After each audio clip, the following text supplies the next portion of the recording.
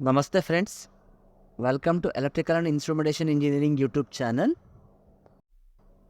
इस वीडियो में हम जानेंगे ट्रांसफार्मर नेम प्लेट का बेसिक डिटेल्स। इस स्क्रीन पे दिख रहा है आपको ट्रांसफार्मर स्पेसिफिकेशन। इस स्पेसिफिकेशन को मैंने मेरा साइट का ट्रांसफार्मर का फ़ोटो मैंने लेके यहाँ पे गया हूँ। आप यहाँ पर ऑब्ज़र्व कीजिए, यहाँ पर वेक्टर डायग्राम है, वेक्टर ग्रुप है, इंसुलेशन लेवल है, सीटी डिटेल्स है, टैपिंग डिटेल्स है, OLTC डिटेल है और अदर स्पेसिफिकेशंस है। इस सारा स्पेसिफिकेशन को हम वन बाय वन जानेंगे in detail. I will try my level best. Please keep watching my video. इस स्पेसिफिकेशन में वेक्टर ग्रुप है DYN11। यहाँ पे ऊपर पे मेंशन किया है DYN11। तो हम जानेंगे वेक्टर ग्रुप क्या है। वेक्टर ग्रुप ये है कि HV और LV circuit of the transformer कैसा कनेक्ट होता है 1 to 1, ये हम जान सकते हैं वेक्टर ग्रुप के द्वारा। वेक्टर ग्रुप में 4 तरफ का वेक्टर ग्रुप होता है। मैंने यहाँ पर मेंशन किया है 0 डिग्री का फेज डिस्प्लेसमेंट, -30 डिग्री का phase displacement, +30 degree phase displacement and 180 degree phase displacement. हमारा ट्रांसफार्मर का वेक्टर ग्रुप है आज जानने का ट्रांसफार्मर, वो है DYN11। वेक्टर ग्रुप का टॉपिक कंटिन्यू करते हुए हम ये जानेंगे DYN11 का बारे में। DYN11 क्या होता है, हर एक वर्ड को हम समझेंगे डिटेल। फर्स्ट लेटर D है। ये D का मीन मतलब होता है delta connected. The transformer primary side is delta connected, इसीलिए हमने D को लिखा है capital D। Second letter and third letter होता है स्मॉल y एंड n। इसका मतलब ये होता है कि ट्रांसफार्मर का सेकेंडरी साइड वो होता है स्टार कनेक्टेड एंड n जो होता है न्यूट्रल को सिस्टम में ब्रॉट आउट किया है, इसीलिए YN लिखा है। एंड द फोर्थ डिजिट होता है 11। देन होता है हमारा क्लॉक का 11 आवर, उसको रिप्रेजेंट करता है which is 30 degree phase shift. मैंने प्रीवियस स्लाइड में आपने बताया हो टाइप्स ऑफ फेज शिफ्ट, उसमें वन तरफ का फेज शिफ्ट है DYN11 that is positive 30 degree phase shift. आप यहाँ पे देखिए 4 क्लॉक्स मैंने अटैच किया हूँ। ये क्लॉक से आपको पता चलता है कि हम सेकेंडरी साइड का वोल्टेज जो है वो प्राइमरी साइड का वोल्टेज को 30 डिग्री से लीड करता है, इसीलिए DYN11 हम इसको कहते हैं। ये टॉपिक में हम जानेंगे दोस्तों बेसिक इंसुलेशन लेवल के बारे में।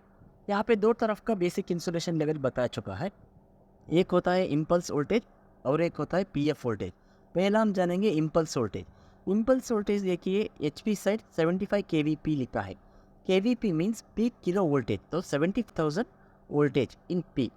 क्या होता है impulse voltage? It's a lightning voltage. Impulse voltage मतलब मैक्सिमम वोल्टेज हम अप्लाई जो करते हैं सिस्टम को वो होता है। हमको लाइटनिंग का पीरियड में आपको मालूम होता है हमारा ट्रांसमिशन लाइन बहुत हाइट पे रहता है।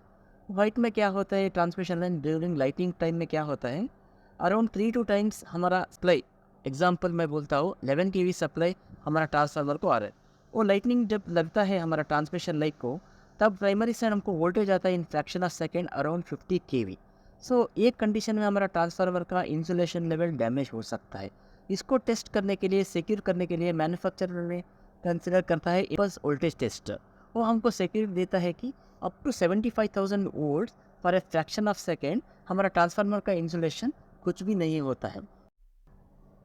हम बेसिक इंसुलेशन टॉपिक को कंटिन्यू करते हुए इसमें जानेंगे हम PF वोल्टेज। PF वोल्टेज का मतलब होता है पावर फ्रीक्वेंसी वोल्टेज। हमारा PF वोल्टेज यहाँ पे लिखा है HV side 28 kV RMS and LV side 3 kV RMS। 28 kV RMS क्या होता है? HV साइड 28 kV RMS मतलब 1 मिनट के लिए 28,000 RMS वोल्टेज अप्लाई करता है ड्यूरिंग टेस्टिंग टाइम पर, तो विथस्टैंड होता है विदाउट इंसुलेशन फेलुअर। इसको बोलता है PF voltage of HV side. And इसी तरह सेम LV साइड।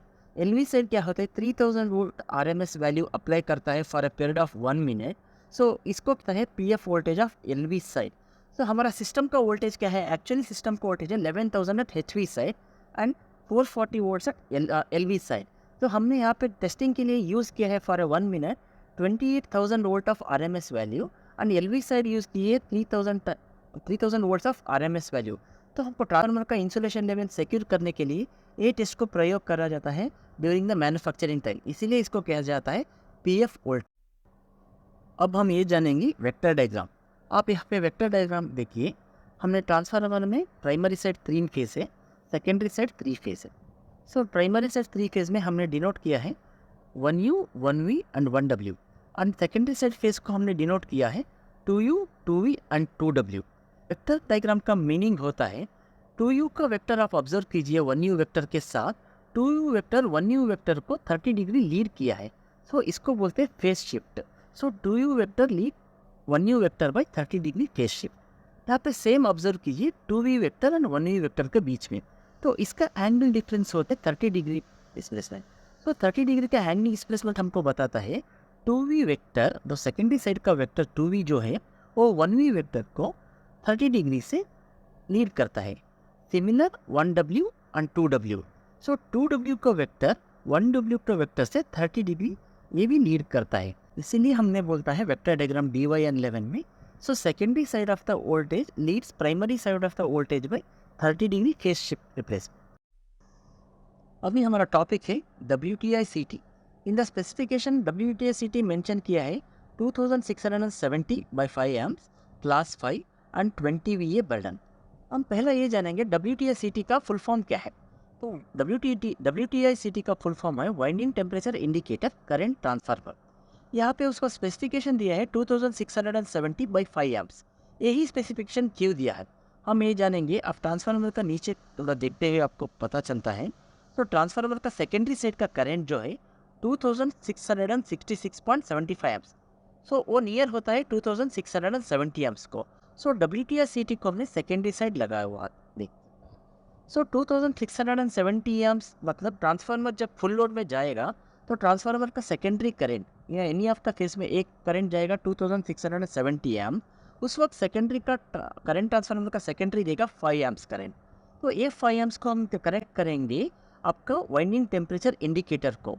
इसका मतलब क्या होता है, हम डायरेक्टली वाइंडिंग पर सेंसर नहीं लगा सकता है, क्योंकि वाइंडिंग एक पार्ट होता है वहाँ पे हाई वोल्टेज कंटिन्यूसली फ्लो होता है, इसलिए सेंसर लगाना वहाँ पे डेंजर होता है। इसलिए हमको वाइंडिंग टेम्परेचर को इनडायरेक्टली हम मेजर करते हैं थ्रू दिस करेंट। सो उसमें क्या होता है, वाइंडिंग टेम्परेचर इंडिकेटर हम यूज़ करते हैं 2 रीजन्स के लिए। एक होता है एक अलार्म देने के लिए, एक होता है एक ट्रिक देने के लिए। जनरली हमारा अलार्म का सेट पॉइंट होता है 80 to 85 डिग्री सेल्सियस। इस टेम्परेचर जब रीच होता है उस वक्त अलार्म देना पड़ता है ऑपरेटर को। जब 90 to 95 डिग्री रीच होगा उस वक्त ब्रेकर को ट्रिप करना पड़ता है। सो इसीलिए CT का सेकेंडरी को यूज़ करते हैं alarm and trip purpose for measurement of winding temperature indicator. यहाँ पे क्लास 5 क्या होता है, क्लास 5 होता है एक्यूरेसी ऑफ द CT। ये एक्यूरेसी ऑफ द CT क्या होता है, जब आपका ट्रांसफार्मर 2670 एम्प जाएगा तो 5 एम्प्स करंट आपको देगा। इसमें क्या होता है 5% एरर आ सकता है, इसीलिए इसको कहता है accuracy of the CT। And 20 VA क्या होता है, द बर्डन। इसको क्या होता है, अब तो मैक्सिमम लोड कितना अप्लाई कर सकता है सेकेंडरी साइड ऑफ CT, इसको बोलता है 20 VA which is called a burden. अभी हम जानेंगे NCT का बारे में। इस स्पेसिफिकेशन में दिया है NCT 3000 by 1 amp class PS and the knee voltage greater than or equal to 30 volts। NCT का बारे में जानने से पहले हम NCT का फुल फॉर्म देखेंगे। NCT का फुल फॉर्म होता है न्यूट्रल करंट ट्रांसफार्मर। ये न्यूट्रल करंट ट्रांसफार्मर सिर्फ हमको star winding of transformer he use होते हैं, क्योंकि न्यूट्रल जब आता है तो स्टार वाइंडिंग पे ही आता है। ये न्यूट्रल करंट ट्रांसफार्मर को हम कहाँ पे कनेक्ट करते हैं ये देखेंगे। मैं यहाँ पे एक डायग्राम एनक्लोज किया हूँ, आप ऑब्जर्व कीजिए। ये न्यूट्रल करंट ट्रांसफार्मर को हमने कनेक्ट किया है between star point and earth point. ये दोनों का बीच में हमने न्यूट्रल करंट ट्रांसफार्मर को कनेक्ट किया है, और ये न्यूट्रल करंट ट्रांसफार्मर का जो सेकेंडरी है उसको कनेक्ट किया है एक अर्थ फॉल्ट रिले को। या आप REF रिले को कनेक्ट कर सकते हैं, नहीं तो stand by earth fault relay को कनेक्ट कर सकते हैं, नहीं तो दोनों को भी कनेक्ट कर सकते हैं। यहाँ पे देखिए कब न्यूट्रल करंट ट्रांसफार्मर या करंट फ्लो होगा हम इसका बारे में जानेंगे। जब आपका ट्रांसफार्मर का RYB फेज, इसी में किसी में फेज में आपका बैलेंस अनबैलेंस हो जाएगा, उस वक्त न्यूट्रल करंट ट्रांसफार्मर में सेकेंडरी में करंट फ्लो हो जाएगा। मतलब न्यूट्रल में करंट फ्लो हो जाएगा, सेकेंडरी आउटपुट देगा रिले को, रिले करेगा ट्रिप आपका ब्रेकर को।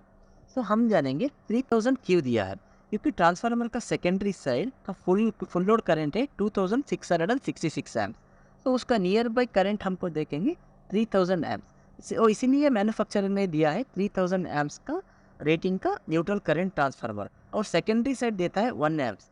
और क्लास PS का मतलब क्या होता है, स्पेशल प्रोटेक्शन। ये बहुत हाई एक्यूरेसी का क्लास है। इसका मतलब जब भी माइनर फॉल्ट होगा आपका सिस्टम पे, इस वक्त आपका ब्रेकर ट्रिप करना पड़ेगा इमीडिएटली। मतलब 10% फॉल्ट होने से भी हमका रिले सेंस करेगा थ्रू न्यूट्रल करंट ट्रांसफार्मर और ट्रिप करना पड़ेगा। तो नी वोल्टेज वीके आपने ऑब्जर्व कीजिए, वीके लिखा है ग्रेटर देन और equal to 30 volts. Knee voltage क्या होता है? ये होता है कि जब आपका current transformer will get saturate if 10% increase in the voltage of CT secondary result. अगर 10% से ज़्यादा सीटी का सेकेंडरी वोल्टेज ज़्यादा होने से भी आपका करंट ट्रांसफार्मर सैचुरेट हो जाएगा, इसका मतलब वो खराब हो जाएगा। ये होता है नी वोल्टेज। न्यूट्रल करंट ट्रांसफार्मर का टॉपिक कंटिन्यू करते हुए इस लाइन में हम जानेंगे न्यूट्रल करंट ट्रांसफार्मर का डिराइव्ड करंट इसको कहते हैं, इसको कैलकुलेशन कैसे करते हैं। यहाँ पे मैंने फार्मूला दिया हो, ये ऑब्जर्व कीजिए। ये फार्मूला का डिटेल्स मैं बताऊंगा। यहाँ पे आई एन लिखा है, आई एन का मतलब है न्यूट्रल करंट, आर का मतलब है R phase current, I Y का मतलब है Y phase current, I V का मतलब है डी फेस करंट। हम नोट करेंगे, हम जब भी हमारा इक्विपमेंट या लोड चलता है उसका तीनों फेस का करंट हम नोट करेंगे, R phase current, Y phase current, B phase current. Example मैं बताऊंगा, आर फेज में 2200 एम्प्स चल रहे, वाई फेज में 2200 एम्प्स चल रहे और बी फेज में 2200 एम्प्स, तीनों में इक्वल फेज। उस वक्त क्या होगा, हमारा जो न्यूट्रल करंट का फ्लो होगा वो ज़ीरो होगा। आप कैलकुलेशन में आप ऐड करके देख सकते हैं, तीनों फेज का सेम करें तो न्यूट्रल करंट का जो वैल्यू आएगा आपको ज़ीरो आएगा। फॉर एग्जाम्पल यहाँ पे मैं दिखा हूँ क्या है, यहाँ पे आर फेज अगर अर्थ फॉल्ट हो गया, अगर आर फेज में करंट नहीं फ्लो रहा है बल्कि आपका वाई फेज और बी फेज में 2200 एम्प्स फ्लो हो रहे, तब क्या होगा, आप न्यूट्रल करंट में करंट जो पास होगा वो पास होगा 2200 एम्प्स बिकॉज ऑफ फॉल्ट। यहाँ पे मैं डायग्राम इनक्लोज किया हुआ, आप देखिए नीचे तरफ, वहाँ पे डिटेलली मैं समझाया। अगर सी टी है 3000/1 एम्प, अगर न्यूट्रल करंट में 2200 एम्प्स प्राइमरी साइड फ्लो हो गए तो सेकेंडरी साइड सी टी में फ्लो होगा 0.7 एम्प्स।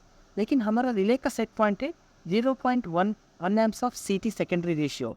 ये हमारा न्यूट्रल का सेकेंडरी सी टी को अर्थ फॉल्ट रिले को जाता है और अर्थ फॉल्ट रिले इंस्टेंटेनियसली ब्रेकर को ट्रिप करते हैं सेफ्टी पर्पस। आप यहाँ पे देख सकते हैं डायग्राम मैं जो इनक्लोज किया हूँ, जैसा न्यूट्रल करंट ट्रांसफार्मर काम करता है। इस स्लाइड में हम जानेंगे OLTC stands for on load tap changer. OLTC का फुल फॉर्म होता है on load tap changer. The purpose of operating on-load tap changer is to increase or decrease the number of turns so that transformer acts as step up or step down transformer।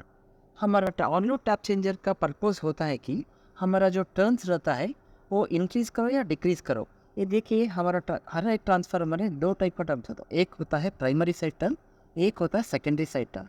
जब secondary side का turns ज़्यादा होता है और primary side का turns कम होता है, वो ट्रांसफार्मर को हम कहते हैं स्टेप अप ट्रांसफार्मर, बिकॉज ये वोल्टेज को स्टेप अप करता है। अगर प्राइमरी साइड का टर्न्स ज़्यादा है और सेकेंडरी साइड का टर्न्स कम है, इस ट्रांसफार्मर को हम कहते हैं स्टेप डाउन ट्रांसफार्मर, क्योंकि वोल्टेज को स्टेप डाउन करता है। हमारा ये कॉन्सेप्ट में, हमारा ये स्पेसिफिकेशन में आपको दिखा हुआ है, प्राइमरी साइड का वोल्टेज है 11,000 वोल्ट्स और सेकेंडरी साइड का वोल्टेज है 433 वोल्ट्स। तो ये ट्रांसफार्मर क्या टाइप हो गया, स्टेप डाउन ट्रांसफार्मर हो गया। यहाँ पे देखिए, in this on load tap changer we can observe there are 17 position and 16 steps. यहाँ पे आप नेम प्लेट का ऑब्जर्व कीजिए ट्रांसफार्मर स्पेसिफिकेशन का, यहाँ पे लिखा है 17 नंबर ऑफ पोजीशन, 1 to 17 यहाँ पे लिखा हुआ है और टैपिंग कनेक्टेड लिखा है 23 से 2019 तक। यहाँ पे आप वोल्टेज जितना भी अप्लाई कर सकते हैं वहाँ पर, और टैपिंग कहाँ पे सेट करते हैं, आपका आउटपुट देते ही रहेगा 433 वोल्ट। और वोल्टेज रेंज देखिए प्राइमरी साइड का 8690 से लेके 9770 वोल्ट तक आपको वोल्टेज रेंज है और आउटपुट का रेंज है only 433 volts. If you select, अगर आपने सही तरफ का OLTC का इंडिकेटर पोजीशन को आप सेट किया है। अब नेक्स्ट देखेंगे ये कहाँ पे यूज़ होता है, कैसे होता है। Practically it is useful in controlling the transformer secondary output voltage. इसको प्रैक्टिकली हमें कंट्रोलर का, हमारा ट्रांसफार्मर का सेकेंडरी वोल्टेज को कंट्रोल करने के लिए बहुत यूज़फुल होता है। अगर मान लो आपका लोड, आपका एक मोटर चल रहा है 433 वोल्ट, सपोज आपका प्राइमरी साइड का वोल्टेज बढ़ गया, तब आपका सेकेंडरी साइड का वोल्टेज भी बढ़ जाता है, तब आपका मोटर का इंसुलेशन फेल हो सकता है। इसीलिए उसको अवॉइड करने के लिए on load tap changer use करना ज़रूरी है। और ऑन लोड टैप चेंजर कैसा है, on load tap changer can be operated through manually और using the automatic tap changer panel. इसको हम मैनुअली भी ऑपरेट कर सकते हैं, ऑटोमेटिक भी आप यूज़ कर सकते हैं। मतलब ऑटोमेटिक आप यूज़ करने के लिए इसको आप चाहिए ऑटोमेटिक टैप चेंजर का एक कंट्रोल पैनल आरटीसीसी पैनल होता है।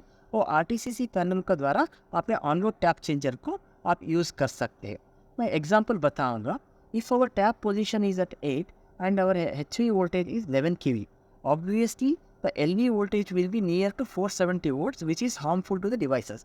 अगर हमारा टैपिंग का पोजीशन है 8 नंबर को, हमारा वोल्टेज है 11,000 वोल्ट्स, तब ये सेकेंडरी साइड वोल्टेज हमको आ जाएगा 470 वोल्ट। तब क्या होगा, हमारा इक्विपमेंट जो चल रहे हैं, मोटर चल रहे हैं, कुछ सर्क्यूट चल रहे हैं, वो हमारा इंसुलेशन डैमेज हो सकता है because voltage is higher than required voltage.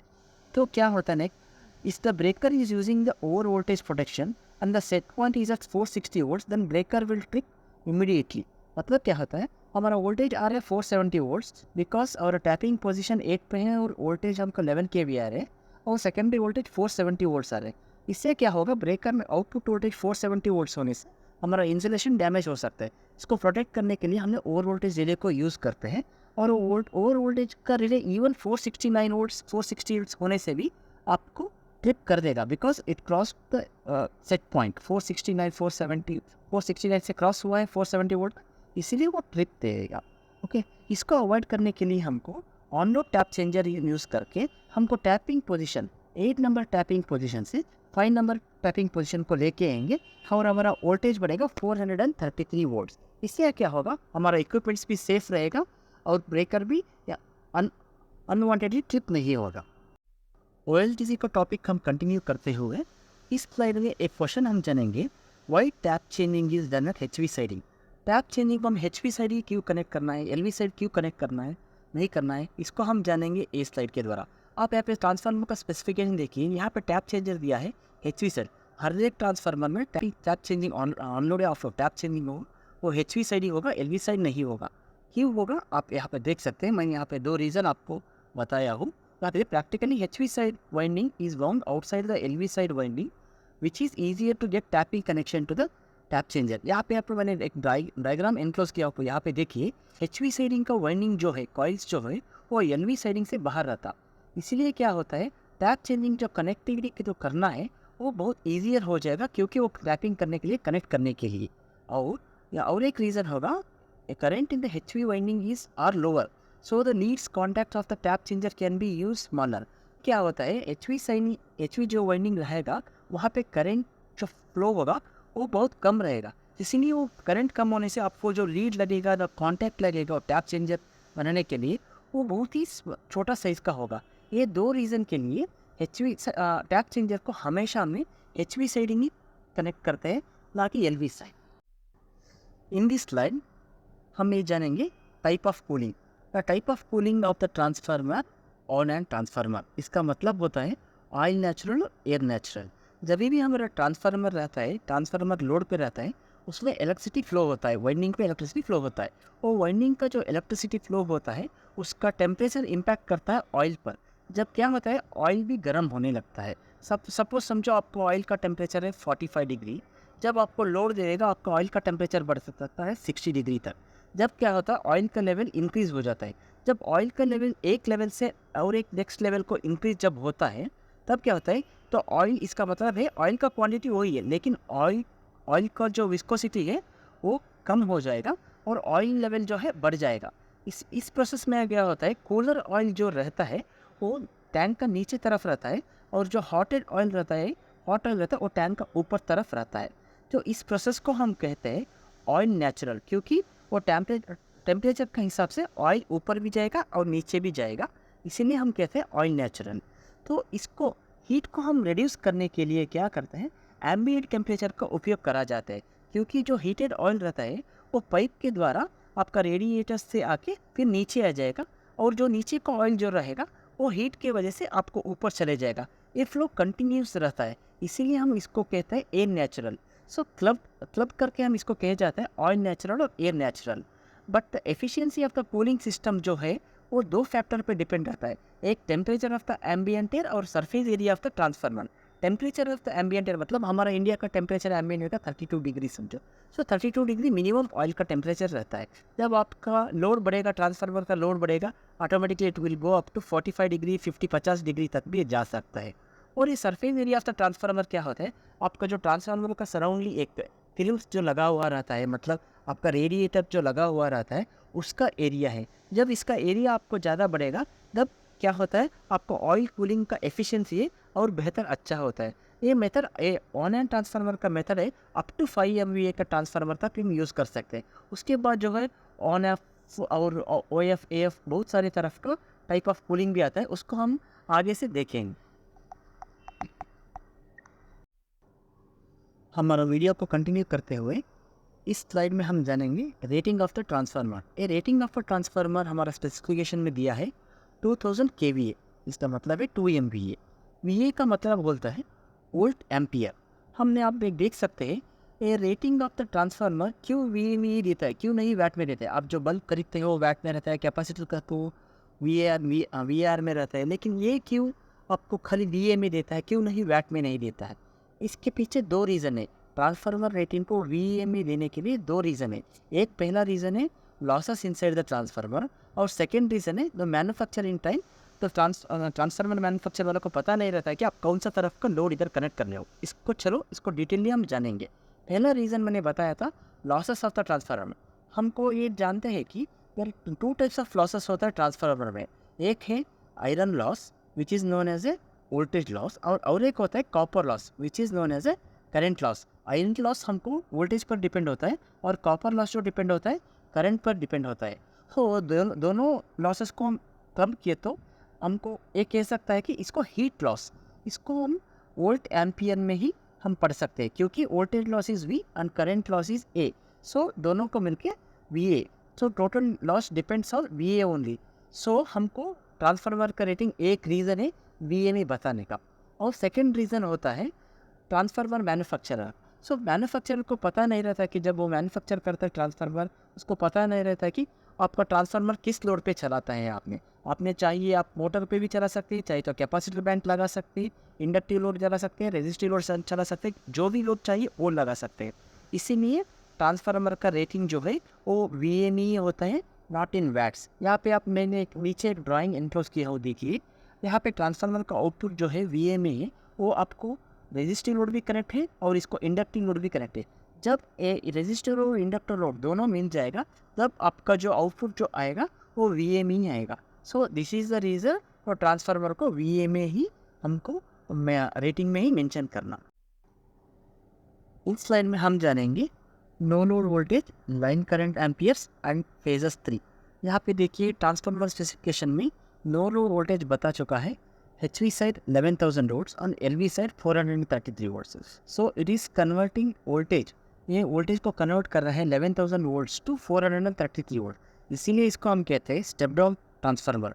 और इसको वोल्टेज कह सकता है, क्यों नो लोड वोल्टेज कह सकता है, बिकॉज ये नो लोड वोल्टेज इसलिए कहता है क्योंकि ये ट्रांसफार्मर जब इसी लोड को कनेक्ट नहीं है, आप जब 11,000 वोल्टेज अप्लाई करते हैं और आउटपुट जो 433 वोल्ट्स है, अगर आपने किसी नोड को कनेक्ट कर दिया आपको आउटपुट वोल्टेज में थोड़ा डिफरेंस आ सकता है, मतलब 425 426 वोल्टेज आ सकता है। इसीलिए नो लोड वोल्टेज मेंशन करते हैं 11,000 वोल्ट्स और सेकेंडरी साइड 433 वोल्ट्स। और नीचे बता चुका है line current ampere. HV side का लाइन करंट एम्पियर है 104 एम्प एंड LV साइड का लाइन करंट एम्पियर है 2666 एम्प ऑलमोस्ट। ओके, तो HV side 104 amp, each line हमको ड्रा करता है 104 एम्प जब ट्रांसफार्मर फुल लोड में चलाया तो। अगर ट्रांसफार्मर लोड में नहीं है तो 0 एम्प्स ही लेगा। अगर ट्रांसफार्मर फुल लोड में चलाए तो HV साइड 104 एम्प्स लेगा, और LV side transformer full load चलाए तो 2666 एम्प्स लेगा। और फेजेस 3 बता चुका है। यहाँ पे देखिए वेक्टर डायग्राम में, ऑलरेडी मैं दूसरा स्लाइड में बता चुका हूँ, एक बार रिपीट कर रहा हूँ, अब ध्यान से सुनिए। HV साइड 3 फेजेस है, 1U 1V 1W से हमने डिनोट किया है, और LV साइड 3 फेजेस है, 2U 2V एंड 2W। इसीलिए ये ट्रांसफार्मर का स्पेसिफिकेशन में है number of phases in this transformer is only 3, HV side is 3 and LV side is 3। ये बहुत वेरी इंपॉर्टेंट फैक्टर है, इम्पीडेंस वोल्टेज 6.40%। सो पहला हम जानेंगे व्हाट इज इम्पीडेंस। इम्पीडेंस क्या होता है दोस्तों, यहाँ पे देखिए हमारे ट्रांसफार्मर में या किसी सर्किट में 3 तरह का लोड्स रहता है। आप एक रेजिस्टिव लोड होता है, एक कैपेसिटी लोड होता है, एक इंडक्टिव लोड होता है। यहाँ पे मैंने तीनों लोड को एक्सप्लेन किया हो और उसके साथ उसका जो एग्जाम्पल है वो भी मैंने आपको फ़ोटो शेयर किया हूँ। या रेजिस्टर लोड पहला क्या होता है देखिए, जो हमारा घर में बल्ब होता है, हीटर होता है, हम इसको बोलते हैं रेजिस्टिव लोड। या रेजिस्टिव लोड में जो करंट जब भी फ्लो होगा, इसमें जो भी एनर्जी है, मैग्नेटिक एनर्जी या ना इलेक्ट्रिक एनर्जी, इसको स्टोर भी नहीं करेगा ना रिलीज़ नहीं करेगा। इसलिए इस टाइप का लोड को हम कहते हैं रेजिस्टिव लोड। और इंडक्टिव लोड, मैं इंडक्टिव लोड का एग्जांपल यहाँ पे दिया हूँ, मोटर, इंडक्शन मोटर। ये इंडक्शन मोटर क्या होता है, जब भी इसमें करंट इसका कॉइल में फ्लो हो जाएगा, ये स्टोर करके रिलीज़ करेगा energy in the form of magnetic field. इसको हम कहते हैं इंडक्टिव लोड। और एक कैपेसिटी लोड, इसको मैंने एग्जांपल दिया हो, एक कैपेसिटर बैंक और small set of capacitor bank का एग्जांपल मैंने दिया हो। इसमें क्या होगा, जब भी करंट आपको कॉइल के थ्रू फ्लो हो जाएगा, कैपेसिटी कॉइल के थ्रू फ्लो हो जाएगा, इसमें जो एनर्जी रहेगा वो इलेक्ट्रिक फील्ड का एनर्जी स्टोर होगा और रिलीज हो जाएगा। इसको हम कहते हैं capacity load. So there are 3 types of load, एक होता है रेजिस्टिव लोड, कैपेसिटी लोड और इंडक्टिव लोड। इम्पीडेंस कंटिन्यू करते हुए अब देखिए, किसी भी सर्क्यूट ये तीन तरफ का लोड को एक्सपीरियंस करता है फ्लो ऑफ इलेक्ट्रॉन्स को अपोज करने के लिए। इसका सर कंडीशन को हम कहा जाता है इम्पीडेंस, और इसको डिनोट करता है Z। यहाँ पे देखिए मैं मेंशन किया हो, impedance is equal to resistive load plus capacity load plus inductive load. और तीनों लोड को, तीन तरफ का लोड को एक्सपीरियंस जब सर्क्यूट फेस करेगा, इस कंडीशन को हम कहते हैं इम्पीडेंस कंडीशन। सो ये AC सर्क्यूट में यूज़ होता है। इन और स्पेसिफिकेशन इम्पीडेंस वोल्टेज इज 6.40%। यहाँ पे देखिए हमारा ट्रांसफार्मर दिया है, वो ट्रांसफार्मर सोचो तीनों टाइप का लोड को कनेक्ट है। आपका घर का लाइट बल्ब को भी कनेक्ट है, और आप इंडक्टिव लोड को भी कनेक्ट है, और कैपेसिटी लोड को कनेक्ट है। तो ये ट्रांसफार्मर क्या कर रहे हैं, तीन तरफ का लोड को हैंडल कर रहे हैं। और इसको इम्पीडेंस, हमने इम्पीडेंस का वोल्टेज क्या होता है हम देखेंगे। When we apply full load to the transformer and the circuit experienced all type of loads, then the secondary voltage side will drop 6.40%। अभी देखिए आपका ट्रांसफार्मर फुल लोड में चला गया। सो आपका transformer rate 2666 amps as per mentioned in the specification, and the voltage is 433 volts।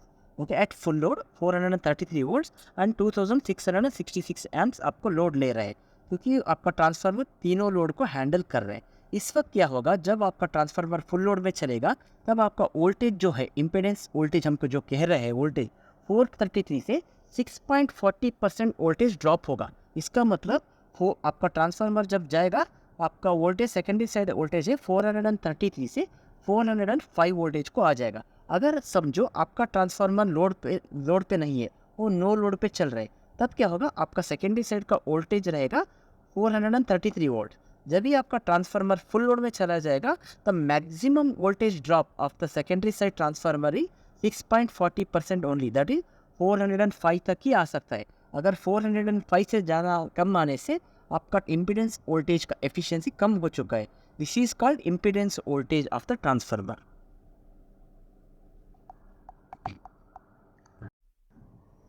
और यहाँ पे दिखा है frequency 50 hertz and core and winding weight is 2500 kg, weight of the transformer is 1490 kg and oil quantity 1670 liters। यहाँ पे frequency बता चुका है 50 हर्ट्ज, मतलब 50 साइकिल्स पर सेकंड फ्रीक्वेंसी हो जाएगा, वो इंडियन स्टैंडर्ड फ्रीक्वेंसी है। और कोर और वाइंडिंग का जो वेट है अप्रॉक्सीमेटली 2500 kg है, वो भी ये ट्रांसफार्मर स्पेसिफिकेशन में मेंशन किया हुआ है। और ट्रांसफार्मर ऑयल का जो वेट है, वजन है, वो 1490 kg वजन है अप्रॉक्सीमेटली। और जो ऑयल का, ट्रांसफार्मर ऑयल का जो क्वांटिटी वो 1670 लीटर्स है। ये चारों फैक्टर को ट्रांसफार्मर स्पेसिफिकेशन का नेम प्लेट में मेंशन किया हुआ है। ये वीडियो देखने के लिए आप सभी को धन्यवाद। आपको कुछ क्वेश्चंस और क्वेरीज है तो नीचे कमेंट बॉक्स में लिखिए, मैं उसको ज़रूर जवाब देने के लिए कोशिश करता हूँ। थैंक